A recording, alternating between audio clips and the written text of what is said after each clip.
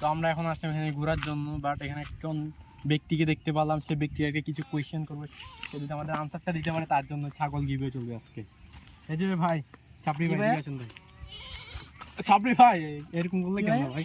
আপনি এত পাহাড়ের উপর কি করতেছেন একলা? খোলা আকাশের নিচে মুক্ত আকাশের সিজানি কয় ডাইরেক্টটা। আচ্ছা ডাইরেক্ট আপনি ভুলে গেছেন, আমরা বুঝতে পারছি। আচ্ছা হ্যাঁ ভাই, আপনি এখানে অসহায় মতন দাঁড়াচ্ছেন কেন সেটা আগে যদি বলতেন। পাহাড়ের মানুষ অসহায়ের জন্য দাঁড়িয়ে থাকে না, এখানে আসলে মন ফ্রেশ করার জন্য।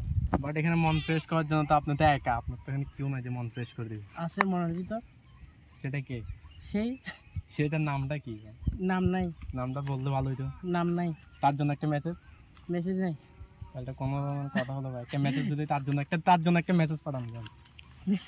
মেসেজ দিতে ভালো হইতো। মেসেজ কি সেন্ড করবো মোবাইল থেকে? আপনি বলেন, ভিডিওর মাধ্যমে হয়ে যাবে।